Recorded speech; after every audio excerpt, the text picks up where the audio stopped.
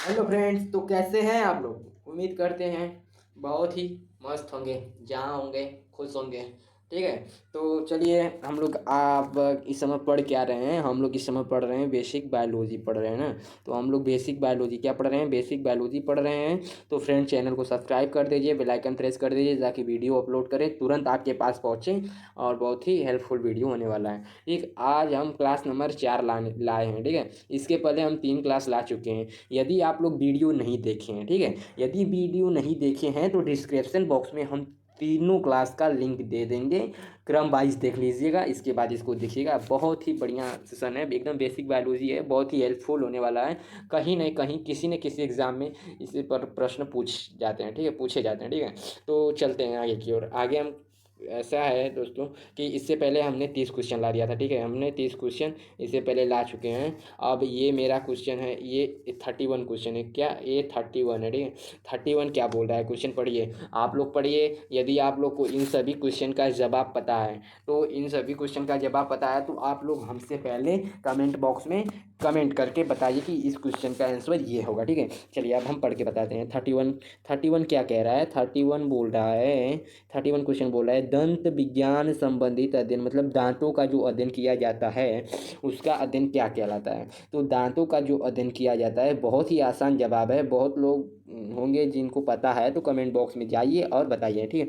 दांतों का अध्ययन ओडोंटोलॉजी के अंतर्गत आता है। किसके अंतर्गत आता है? ओडोंटोलॉजी। ठीक है, ओडोंटोलॉजी। ठीक है दोस्तों, आप लोग मेरे साथ साथ लिखते जाइए। यदि लिखावट नहीं समझ में आता है तो हम 2 से 3 बार बोल देते हैं, वही समझ लीजिए। ठीक है। ये क्या है? ओडोंटोलॉजी। ठीक, ओडोंटोलॉजी के अंतर्गत किसका अध्ययन करते हैं? ओडोंटोलॉजी के अंतर्गत दांतों का अध्ययन करते हैं। ठीक है।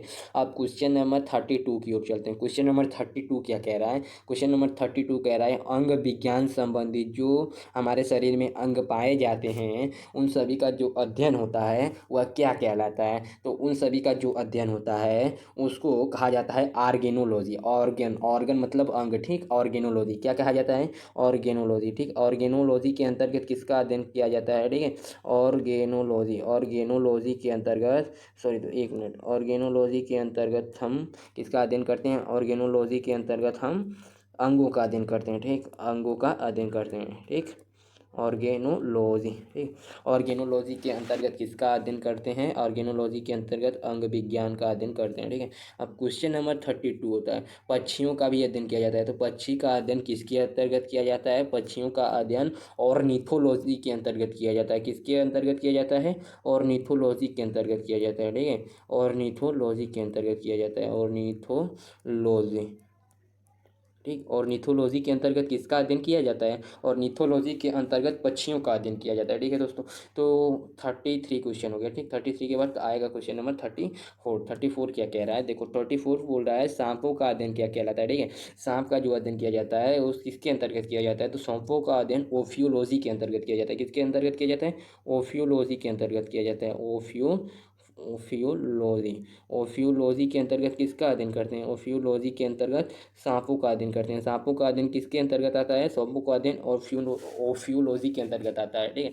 क्वेश्चन नंबर 35 पढ़िए। क्वेश्चन नंबर 35 बोल रहा है, शरीर के विभिन्न भागों के कार्य का अध्ययन। ठीक है, शरीर का जो विभिन्न भाग है उनका क्या क्या कार्य होता है, उनका अध्ययन क्या कहलाता है? तो उनका अध्ययन कहलाता है फिजियोलॉजी। ठीक है, फिजियोलॉजी। फिजियोलॉजी किसके अंतर्गत आता है? फिजियोलॉजी के अंतर्गत किसका अध्ययन करते हैं? तो फिजियोलॉजी के अंतर्गत हम जो मेरा शरीर का विभिन्न भाग है उसका अध्ययन कर, उसका नहीं, उसके कार्यों का अध्ययन करते हैं फिजियोलॉजी के अंतर्गत। ठीक है। तो अब क्वेश्चन नंबर 36, क्वेश्चन नंबर 36 का बोल रहा है, परजीवी जीवों का अध्ययन। इससे पहले हम एक क्वेश्चन आए थे, परजीवी कृमियों का अध्ययन, जो हेल्मिन्थोलॉजी के अंतर्गत आता था। लेकिन परजीवी जीवों का, पैरासाइट्स जो होते हैं ना, जैसे जू एग्जाम्पल माने तो, ठीक है, तो परजीवी जीवों का अध्ययन क्या कहलाता है? पैरासिटोलॉजी। परजीवी को पैरासाइट मतलब कहते हैं इंग्लिश में, तो पैरासिटोलॉजी होगा। क्या होगा? पैरासिटोलॉजी। इसका आंसर होगा पैरासिटोलॉजी। ठीक, पैरासिटोलॉजी, पैरासिटोलॉजी के अंतर्गत किसका अध्ययन करते हैं? पैरासिटोलॉजी के अंतर्गत परजीवी का अध्ययन करते हैं, परजीवी जीवों का अध्ययन करते हैं, ठीक है, परजीवी जीवों का अध्ययन करते हैं, परजीवी जीवों के अध्ययन किसके अंतर्गत करते हैं? पैरासिटोलॉजी के अंतर्गत करते हैं। अब आगे चलते हैं क्वेश्चन नंबर 37 की ओर। क्वेश्चन नंबर 37 क्या बोल रहा है? क्वेश्चन नंबर 37 बोल रहा है कि रोगों की प्रकृति क्या होता है, लक्षण और कारण, ठीक, उसका क्या प्रकृति है और लक्षण क्या है और उसका कारण क्या है, ठीक, होने का क्या कारण है, इन सभी का जो अध्ययन होता है ये क्या कहलाता है? ये कहलाता है हमारा पैथोलॉजी। पैथोलॉजी क्या कहलाता है? पैथोलॉजी, पैथोलॉजी, ठीक है, पैथोलॉजी। पैथोलॉजी के अंतर्गत किसका अध्ययन करते हैं? पैथोलॉजी के अंतर्गत रोगों की प्रकृति, लक्षणों एवं कारणों का अध्ययन करते हैं। अब क्वेश्चन नंबर 38 की ओर चलते हैं। क्वेश्चन नंबर 38 हमारा बोल रहा है कोशिका का अध्ययन। वेरी वेरी वेरी आसान क्वेश्चन है, ठीक है, बहुत ईजी क्वेश्चन है। तो आप लोग कमेंट में बताइए, जल्दी जाइए और कमेंट करिए कि इसका आंसर ये होगा, ठीक। तो हम बता देते हैं, इसका आंसर होगा साइटोलॉजी। कोशिका का अध्ययन, साइटो मतलब सेल्स, ठीक है, साइटोलॉजी, साइटोलॉजी, ठीक है।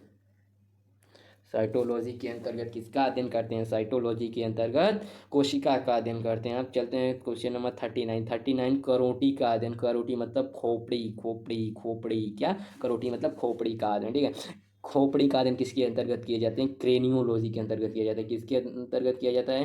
क्रेनियोलॉजी के अंतर्गत किया जाता है। खोपड़ी का अध्ययन किसके अंतर्गत किया जाता है? क्रेनियोलॉजी के अंतर्गत किया जाता है। क्रेनियोलॉजी के अंतर्गत किसका अध्ययन किया जाता है? करोटी, करोटी मीन्स खोपड़ी, खोपड़ी का अध्ययन किया जाता है।